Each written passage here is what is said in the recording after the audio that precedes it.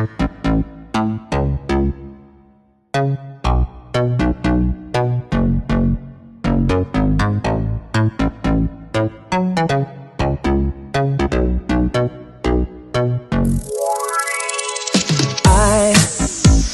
арнадым саған, жай ғана әдемі ай менің әнім әсте қайғырып көрсінбейді.